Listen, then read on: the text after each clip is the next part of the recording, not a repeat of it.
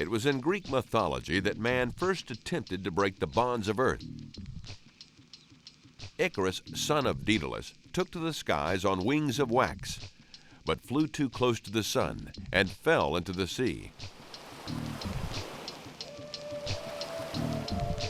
Thousands of years later, man is returning to the skies over Greece, to the home of Zeus, Mount Olympus, not to soar among the clouds, but to race down the mountain, to tempt the gods on wings of space-age fabric and metal, for the right to be called the speed gliding champion of the world.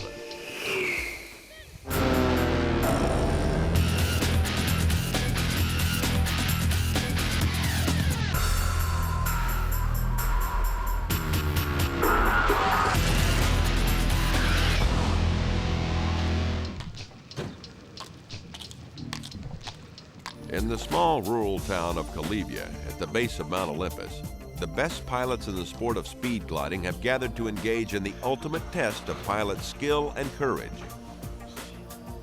This first ever World Championship will debut a sport that few have seen on the global playing field.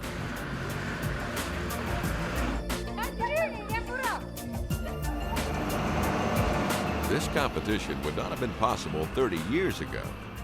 When hang gliding was created in the late 1960s, little was known about glider design. But in the ensuing decades, pilots began to better understand air currents, and the equipment they used began to reflect that knowledge. The most recognized form of hang gliding competition has always been high-altitude cross-country races, in which pilots flew long distances in the least amount of time. But in the mid-1990s, some pilots wanted to stretch the sport's limits, and another form of competition called speed gliding was born. Speed gliding can best be compared to downhill ski racing.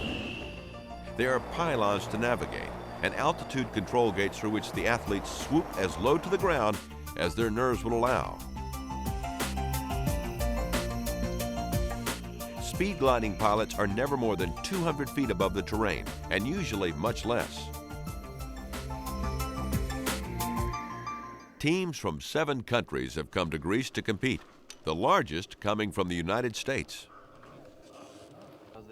John Borton has more speed gliding time than any other American by a wide margin.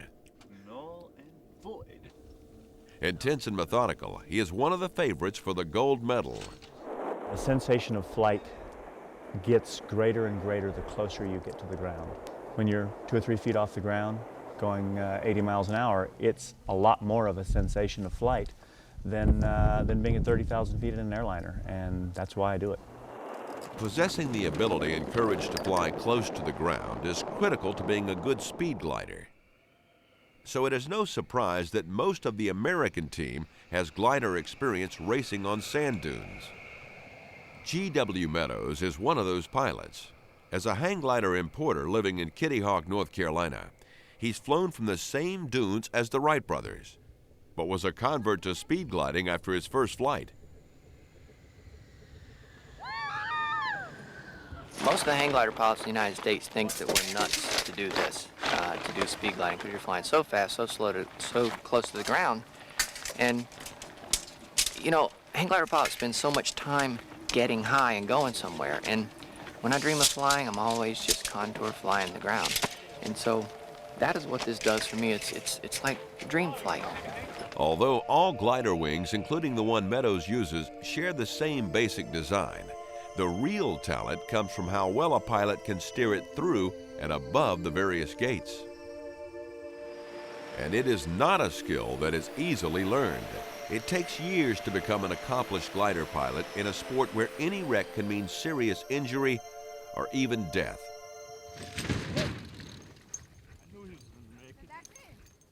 No one is under 30 years old on the U.S. team, and several competitors are over 40. Joining Meadows and Borton on the American squad is Ken Brown, who lives in San Francisco. He also imports hang gliders for a living and is considered one of the strongest members of the team. A married father of 2, Brown has been flying since 1980 and has an easygoing personality when he's not in the air.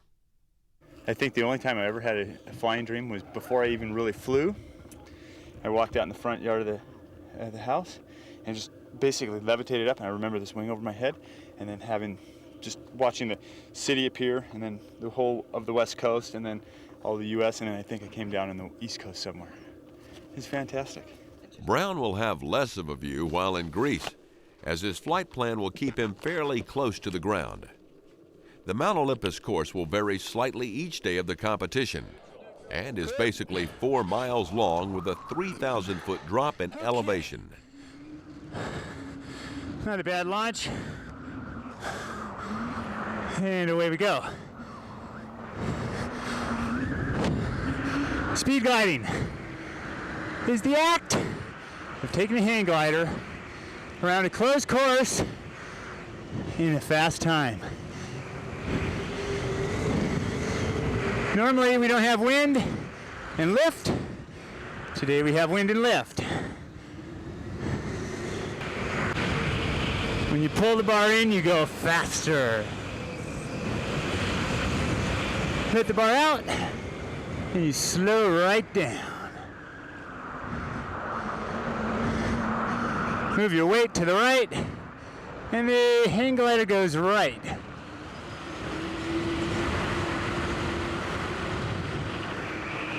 Move your body to the left, and the hang glider goes left.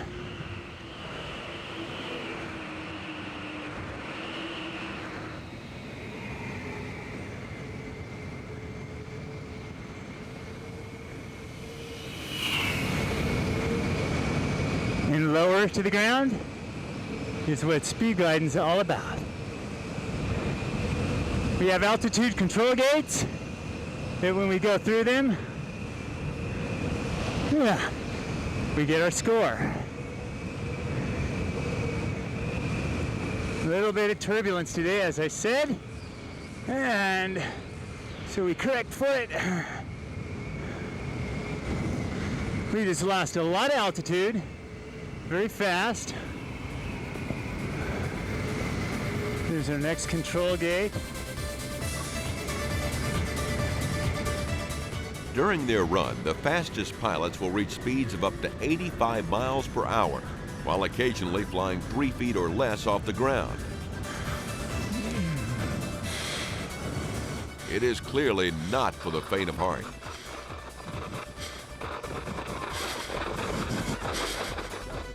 Even though the United States has not won a gold medal in a major international hang gliding meet in over 20 years, Borton's hopes for gold are high, as long as he can beat the world's best, Austrian Manfred Römer. Laying flat and hard flying. To accomplish that, Borton has spent months supervising the design and construction of a special aerodynamic harness. It's important in speed gliding in particular that you get away from the hill quickly and that you limit the pilot tasks. These other pilots are having to reach down and grab a zipper and zip their harness. They're having to reach over. There's a variable geometry. It's like a nitrous oxide on a hang glider. They have to pull their variable geometry and crank it up because it's not really safe to launch with it on. There's numerous things that they're having to do after they launch. And I decided to automate all those so I could fly the course rather than work on the other tasks. The harness is built so that the doors close as soon as I lay down. I launch, I lay down, the doors close automatically. I've got a liquid CO2 pneumatic system in here, proximity switches that know where I'm at, and they know when I'm launching and when I'm going into flying mode. And as soon as I go into flying mode, the doors close around me. The VG pulls on and allows me to concentrate on the task that I have, sort of like a cruise control. I don't have to be distracted by anything. And because it is so aerodynamic, he hopes it will make him a second or two faster. Borton has also been on the Mount Olympus course for 3 weeks, not only flying it, but using technology, plotting each gate's exact position using an altimeter and a GPS computer. From those precise measurements, he has constructed a diagram from which he can see the best way to fly the mountain. But he has only flown his special harness when other competitors have been out of sight. Still, technology alone may not be enough to overtake Rumer. Rumer is a hang glider factory pilot whose job allows him to fly more than almost anyone else in the world. He is also the current cross-country world champion. I started flying hang gliding '86, but before, since I was a child, I was always interested in everything what is in the air.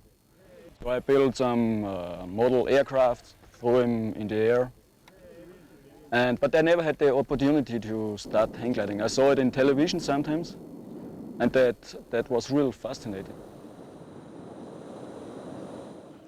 Another favorite expected to do well is Oleg Bondarchuk.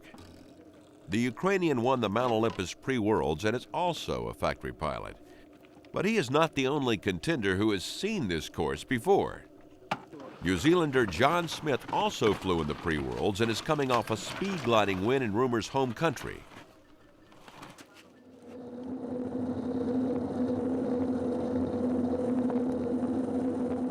Well, yeah, doing pretty well right now in the discipline of speed gliding, and my favourite parts of hang gliding are the faster parts, aerobatics and speed gliding and dive bombing the hill and things like that. And yeah, I enjoy it very much. Do it as often as I can. No one will get rich winning this title. The total prize money is just $6,000. And the gold medalist winnings will do little more than cover expenses. But in speed gliding, passion is more important than pay.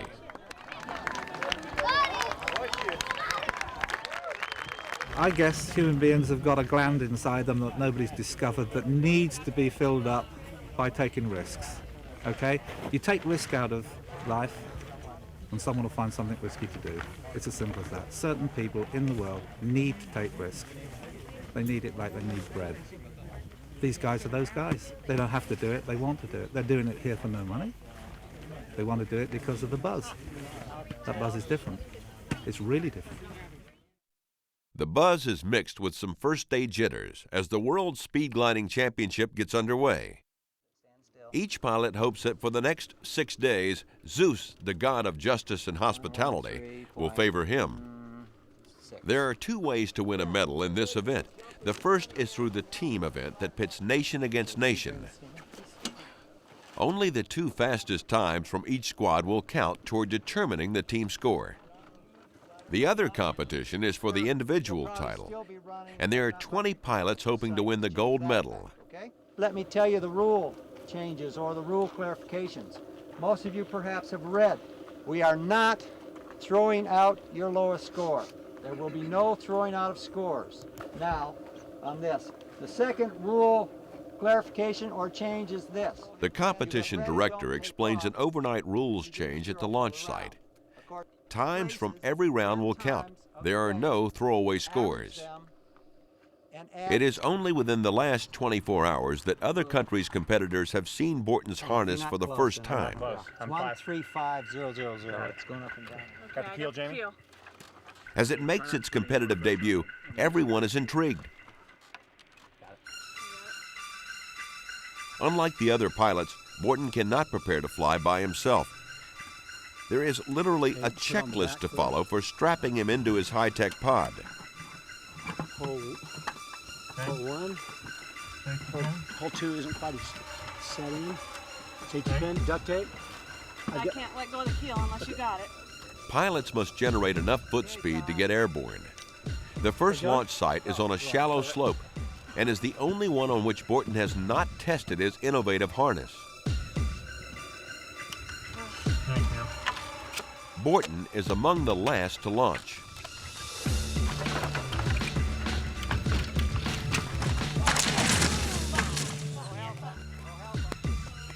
He's okay.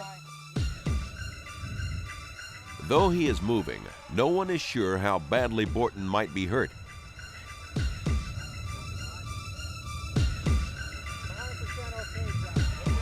He climbs free from his mangled glider, badly bruised and bleeding, but seemingly in one piece.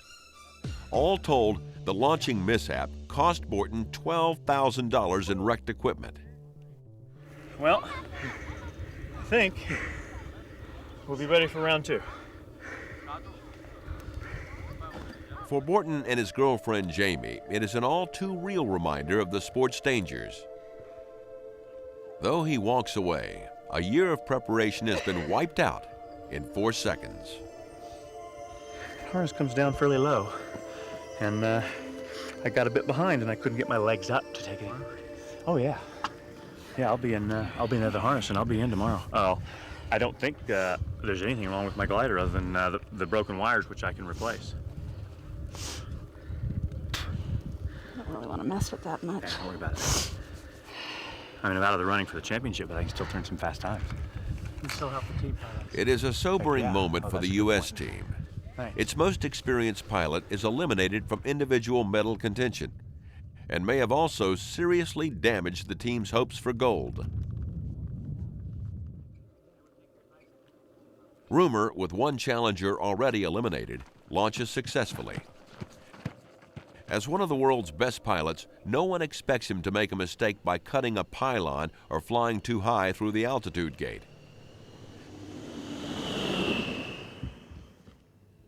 Three minutes after starting, Rumor completes a penalty-free run. Back at the launch site, Borton, battered and discouraged, is determined to make it down the course the right way. He borrows a glider from a race official and a harness from Jamie. That's not a bad idea, huh? It's a great idea, man. Thanks. Don't know if it's going to work yet, but worth a shot. You have been given permission to fly his glider. It's the conditions that you made. You break it, you buy it. Absolutely. The problem was the harness, not my launching skills. Borton may be able to fly the course, but not without facing new obstacles. He's using a glider he's never flown before, which is not configured for racing. He has no idea how it will handle, and this is a huge concern since he will be flying so close to the ground.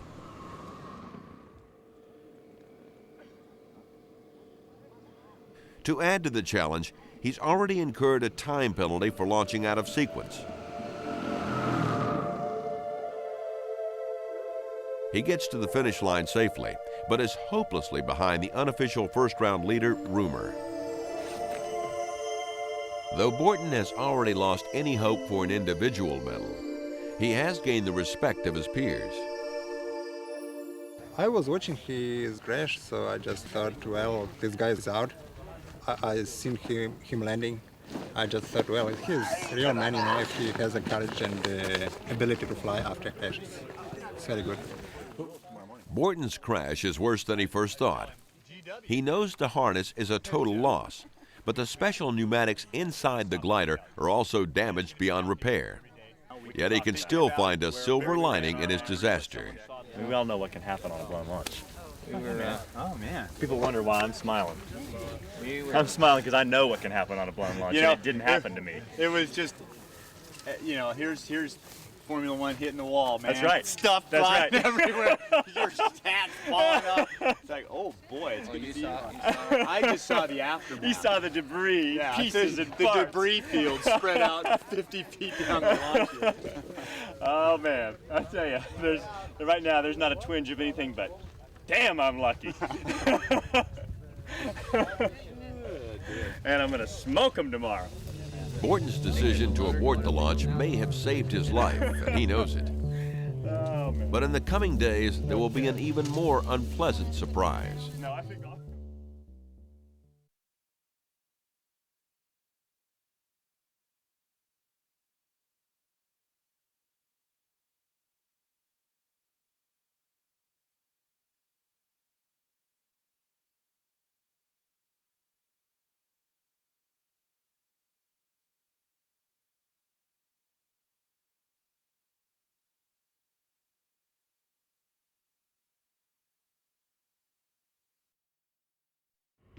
Of necessity, the speed gliders in the World Championship are early to bed. They must rise before the sun because the host village, Kalivia, is some distance from where each day's competition will start. It takes about an hour from the time the pilots load up until they reach the launch site. The runs have to be done early because of the sun's effect on the winds on the mountain. As it climbs, the sun heats the air closer to the ground, creating pockets of rising air called thermals, which are desirable in cross-country. But thermals are unpredictable and undesirable in speed gliding, where pilots fly so low. Led by Manfred Römer, Austria leads the team competition after the first round. In the individual phase, 2 Americans are 4th and 5th. While pilots fly the course in their own individual styles, the gliders themselves share the same basic aerodynamic characteristics. Borton had hoped to prove that there are creative ways of cutting through the air more cleanly. However, after the first day launching crash, he is back to basics. Borton has repaired his glider as best he can and is determined to prove he has ability in addition to courage. His run on the second day looks fast. And is fast. In fact, it's quicker than everyone except Römer. It is more than a moral victory. His time, along with Ken Brown's, has elevated the U.S. to the top of the team standings.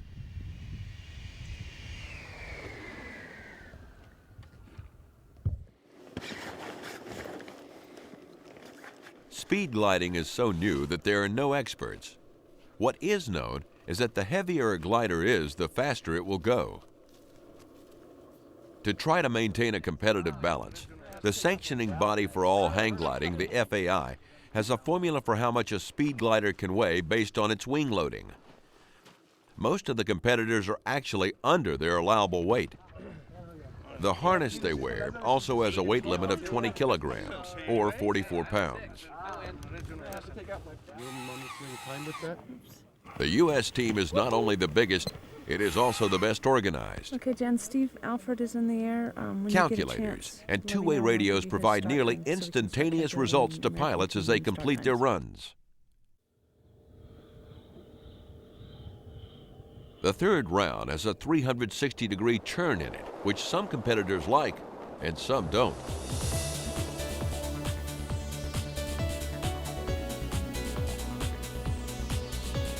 However, it's becoming apparent that the only way Manfred Römer can be beaten is if he makes a mistake. I don't have to make a stupid mistake like missing a gate or just going outside somewhere. Then it shouldn't be a problem. And those in closest pursuit also know it. Actually, I'd like to be in first 3 or 4. Would be good. 3 would be better. After his disastrous start, Borton is also accomplishing the one remaining goal in his reach. We've got a set of our own timers with printing stopwatches on the top and the bottom of the course for our own information to get details on the other pilots. And it's unofficial, but it looks as though we've put 2 of our pilots in the top 4, which will really solidify our position in the medal rounds for a team medal. Championship officials need several hours after each round to talk with the on-course judges before certifying times. When the scores are posted, Römer is in for a surprise. Oh, good. Good, John Borton. 2:47. Wow. Quick. Borton is proving to be a worthy foe without any gimmicks, but it is impossible to hide the effects of his effort. John Borton. He's a good speedy glide pilot. Oh, I was right. I did feel faster than you. I can beat you with one arm tied behind my back. Tomorrow I fly also like this.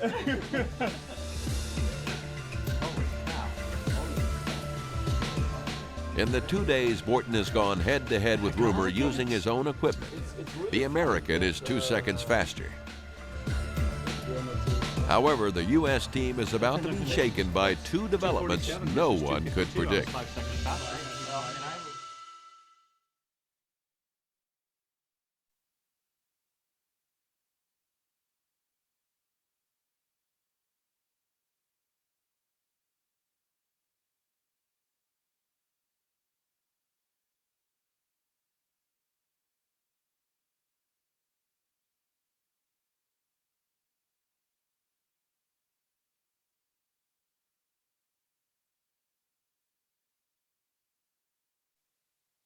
Halfway through the competition, the pecking order is well established in the first ever World Speed Gliding Championship. The U.S. team is solidly in front for the team gold. Austrian Manfred Römer has a comfortable lead over New Zealand's John Smith and Ukrainian Oleg Bondarchuk for the individual gold. Though an individual medal seems out of reach, a good-natured rivalry has developed between G.W. Meadows and Ken Brown, who have the lowest total time of the Americans and are just 10 seconds apart. What I was hoping to do was come here and be able to just add a little bit to the American team, and right now I'm the front-placing American, so it's an interesting situation to be in because I didn't think I would be this fast. The equipment is really helping me a lot. But another thing is it makes me think more seriously about each run because being the top American and in fourth place, I now don't want to make any mistakes and lose position. It's funny the pressure that it puts on you. Brown has acquired a reputation among his teammates as being aggressive on the course. He's been nicknamed Wolf Dog, but attacking in speed gliding does not always produce fast times. In the fourth round, Meadows commits an unforgivable mistake before launching that becomes instantly apparent. He's left a rib out of the wing, which could cost him the team lead. But if the wing fails, he could die. Structural integrity and a cool head end up causing him nothing more than embarrassment. Actually, any pilot that'll launch without all of their aircraft really deserves any penalty they get. Leaving things off your aircraft is what kills people, and it's a stupid mistake, very stupid mistake. And it cost me at least 6 seconds, but leaving another more important part off the glider could have cost me my life. So I'll give up 6 seconds any day. Meadows gives back all but 4 seconds of his advantage over Brown.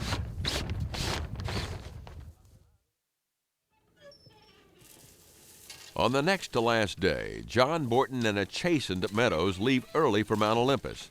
Each day the two have gone to the launch site an hour early to leisurely set up their gliders and pre-fly the course in their minds. Another day of speed gliding. But this day won't be like the others for the team's leader. After 3 straight days of posting the best team time, Borton's shoulder can no longer stand the abuse of his first day crash. While other competitors are on their way up the mountain, he wrenches it trying to keep his glider from tipping over. A stiff neck from an awkward night's sleep only adds to his misery. Borton has to withdraw. He leaves the launch site so as not to distract his teammates.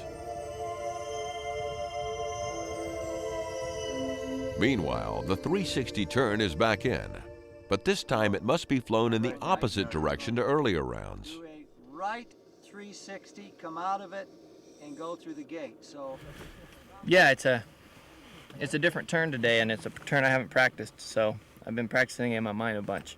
So we'll see how it turns out. It's just different enough that I think it might throw some people off, and including me. But we'll see how it goes. I'm excited to have an entire glider together today because it makes the run a lot more fun.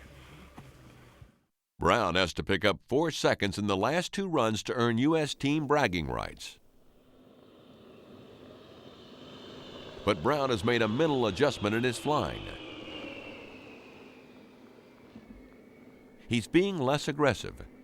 Whether that will translate to a faster time remains to be seen.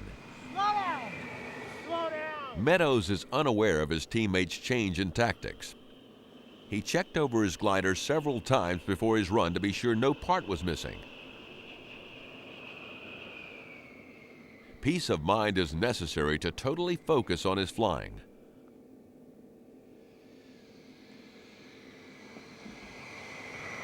Meanwhile, Römer is on cruise control with a 27-second lead as he prepares to fly. the next pilot, John Borton, is not flying. The last pilot will come next, Manfred Römer. Although all he needs to do is fly conservatively, the Austrian posts the fastest time of the day.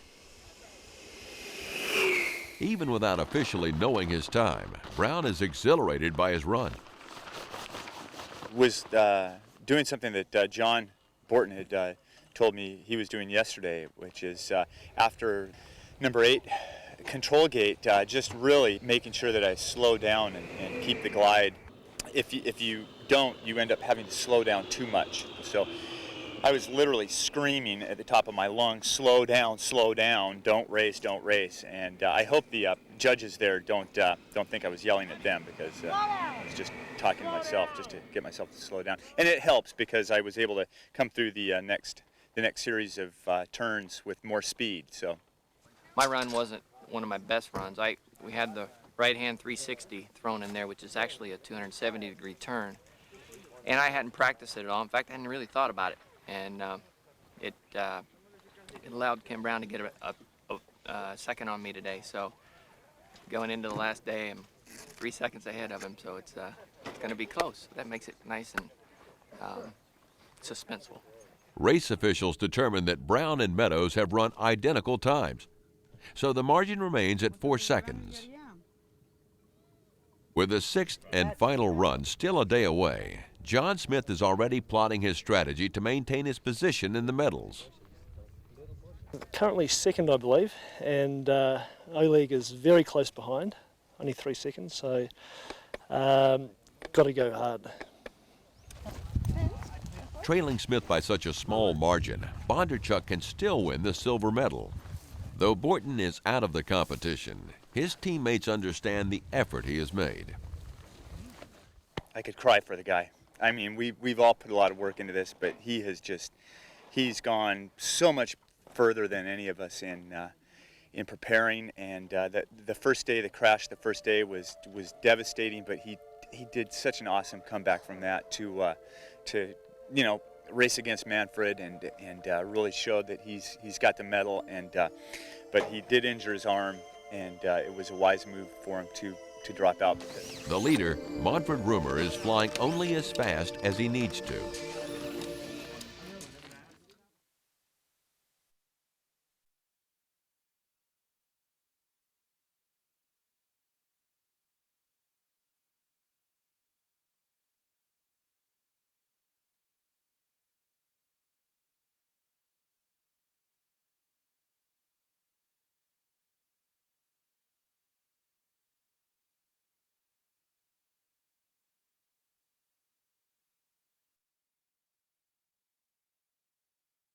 Of the 20 pilots who flew on the first day, 18 are still competing on the final day of the World Speed Gliding Championship. Second place in the individual competition has yet to be settled. But the team gold has all but been locked up by the United States, thanks to Borton's low times. D-Day. D-Day. Borton has helped accomplish the team goal. Now he'll help teammates wherever and however he I was can. out of the individual from the minute I lost it on launch the first day, so had to do it for the team. And once we got the team in position, then there wasn't any need to. Borton has helped accomplish the team goal. Now he'll help teammates wherever and however he can. Hey JB, thanks a lot for everything you've done. Oh man, no problem. Thank you. No. Are you you're not gonna stay in this, right? Nope. Okay. When you get in, let me help you on that. Okay.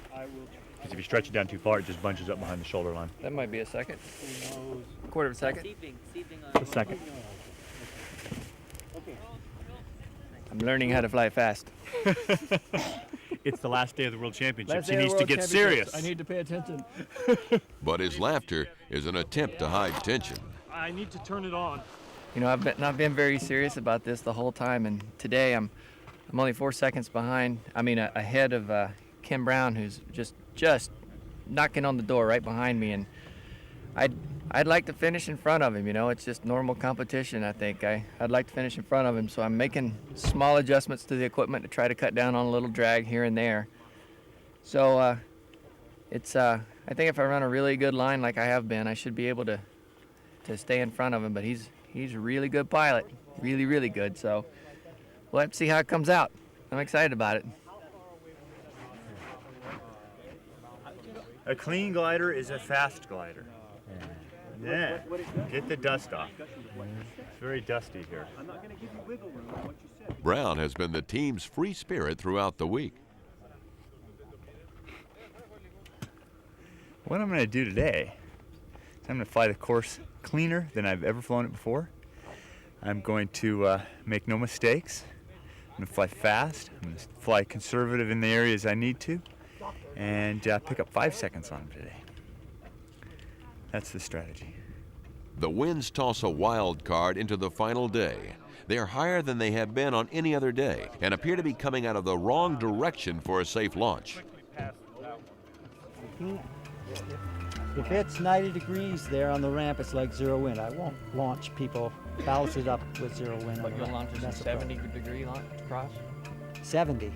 I'm asking how much cross you'll launch? No. 45 the most? The wind soon becomes acceptable for launch, and the final round of the World Championship is about to begin.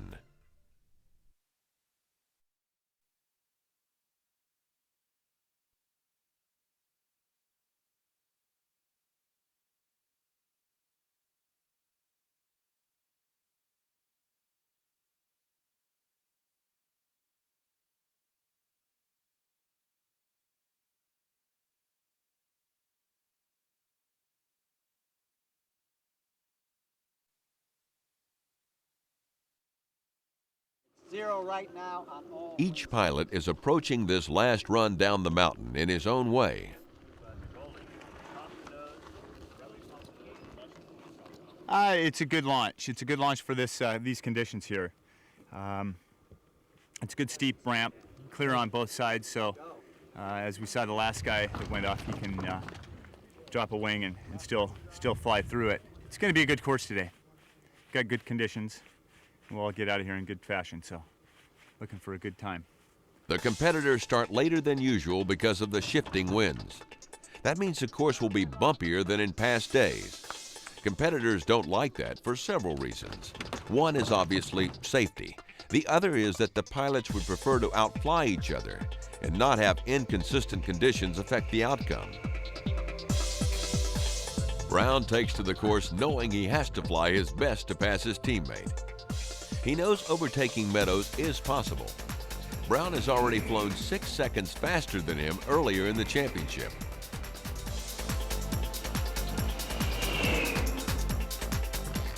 As Meadows launches, there is no chance of him climbing into the bronze medal position. His goal is simply to beat Brown.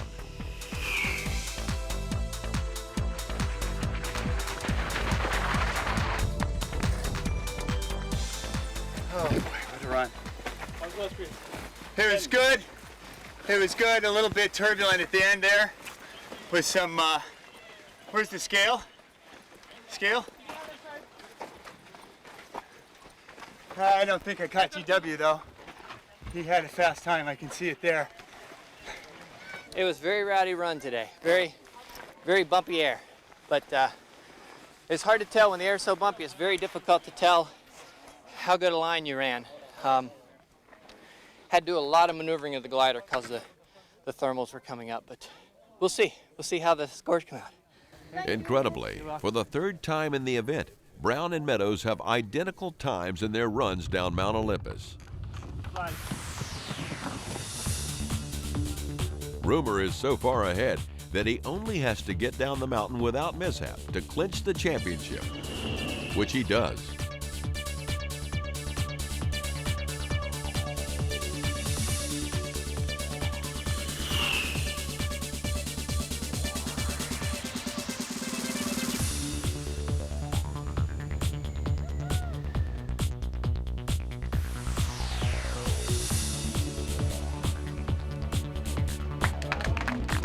The medal drama is the battle for silver. Bondarchuk needs his best run, and for Smith to make a major mistake to gain 4 seconds. The Ukrainian flies one of the best times of the day. Neither he nor Smith will know how they did until the official scoring is complete hours after the final competitor has landed.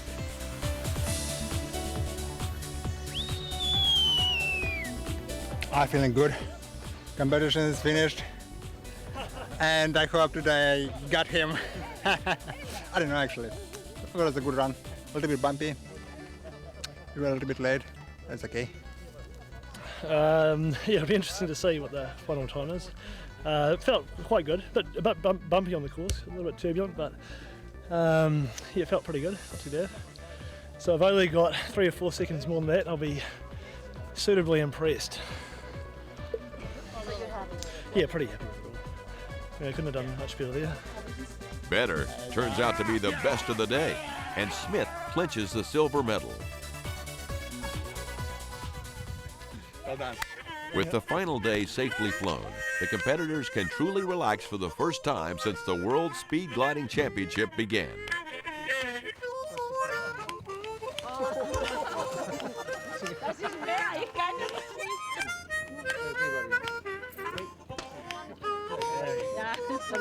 For John Borton, the first World Championship was bittersweet. He helped his team claim the gold medal, but could not overcome the first day crash to win the individual title. I warned against saying this because it sounds egotistical, but my downfall at this competition was I overestimated my competition. I really felt as though I had to have an edge to beat Manfred. And as it turns out, with a glider that was rebuilt after crashing and my girlfriend's borrowed harness, I was able to hang with him.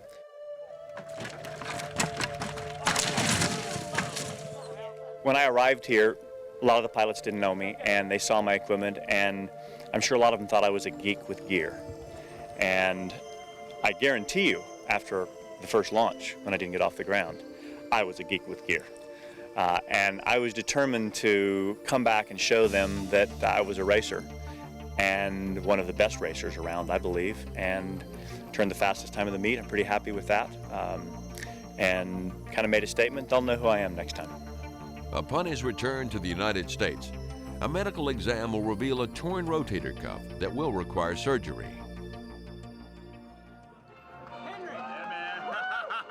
The United States, which was the best prepared and organized, wins its first international hang gliding gold medal in over 2 decades.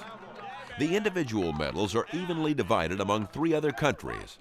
Austrian Manfred Römer further cementing his reputation as one of the world's best and most versatile hang glider pilots. I lost it. For 1 week in Greece, modern man met mythology.